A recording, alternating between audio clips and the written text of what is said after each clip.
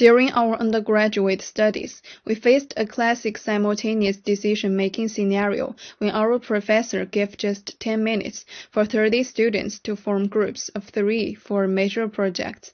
This created a strategic interaction where everyone wanted to maximize their great potential by securing high-performing, reliable classmates as partners. The simultaneous nature of the decisions meant we all had to decide whom to approach without knowing others' choices in advance, leading to competition for the best potential partners. Our strategic options were simplified to either approaching high-performing students, high strategy, or moderately performing but reliable friends, medium strategy. The payoff matrix represented expected project grades on a scale of 0 to 10. When both players chose high, competition led to suboptimal outcomes. 6-6. When strategies differed, one player benefited significantly. 9-5 or 5-9. And when both chose medium, respectful results were achieved without intense competition. 7-7. This resembles a chicken game where the best individual outcome occurs when choosing an aggressive strategy while the other yields. Our analysis revealed 2 pure strategy Nash equilibrium, high medium and medium high, creating asymmetric outcomes where one player achieves a better result than the other. We also identified a mixed strategy Nash equilibrium where each player should choose high with 2/3 probability and medium with 1/3 probability, representing the optimal approach when coordination is impossible. This mathematics-based solution balances the risk of competition against the potential reward of securing top partners and provides a national approach to this common social coordination problem. Looking back, we could have improved our outcomes through several approaches. Free commitment by arranging partnerships before class to change the game from simultaneous to sequential. Credible commitment through publicly announcing our intention to work with specific students, and coordination with friends to decide who would approach which students, effectively reducing competition between us. These strategies would have helped avoid the suboptimal outcomes that result when competition leads students to make decisions without coordinating, demonstrating how game theory can inform practical strategic choices. In reality, we used a mixed approach by simultaneously targeting both high performers and reliable friends, but many top students had already committed to other groups, resulting in a medium quality outcome. Approximately a 6 payoff. Given our analysis, a better approach would have been either coordinating with other students to achieve a pure strategy equilibrium or following the mathematically optimal mixed strategy more precisely. Hi everyone. In this part of the presentation, I'll walk you through a real-life sequential game based on a penalty shootout in football. We'll analyze it using key game theory concepts such as sequential decision-making, extensive form games, and rollback equilibrium. In this scenario, the 2 players are the striker and the goalkeeper. The striker chooses where to shoot, left, center, or right, while the goalkeeper decides which direction to dive. Although it looks simultaneous during a penalty, it's actually a sequential game. The striker moves first by shooting, and the goalkeeper reacts based on the body cues and anticipation, but without the full knowledge of the ball's direction. We can represent this interaction using a game tree. The striker's move comes first and branches into 3 possible actions: shoot left, center, or right. For each of those choices, the goalkeeper can dive in one of 3 directions: left, center, or right. The result of each combination is determined by whether the goalkeeper guesses correctly. If they do, it's usually safe. If they guess wrong, it's probably a goal. Here's the visual layout of the extensive form.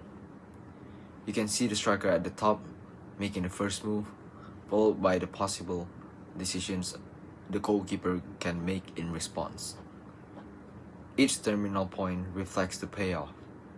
For example, if the striker shoots left and the goalkeeper dives left, the keeper likely saves it. So the payoff would be 0 for the striker and 1 for the goalkeeper.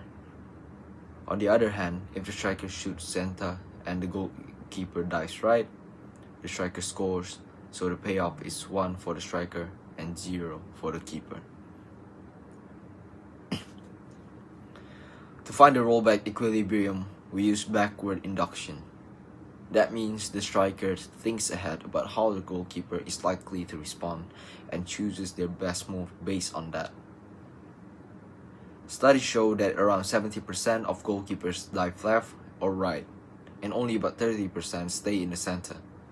Knowing this, the striker can exploit the odds by shooting center, which gives a higher chance of scoring.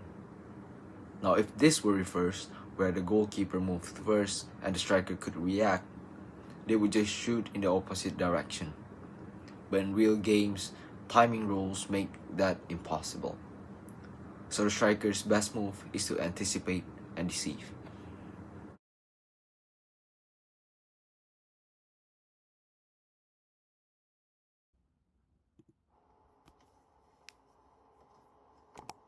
Strategies and participants. Players. Player 1 can shoot to the left, center, or right. Player 2 as keeper can dive left, remain central, or dive right. Strategic interaction. The striker initiates the interaction by choosing the direction of the shot. The second one, the goalkeeper responds based on anticipation and statistical tendencies. The third, this makes the game fundamentally sequential. As the result, the first is accurate custodian predictions facilitate shot blocking. The second is inaccurate forecasts lead to successful strikes. The third, selecting the center give both parties a 50% chance of scoring. And the fourth is goalkeepers usually dive left or right about 70% of the time, while remaining central 30%. Total rollback equilibrium version. When the striker initiates movement, first they anticipate the goalkeeper's tendencies based on statistics.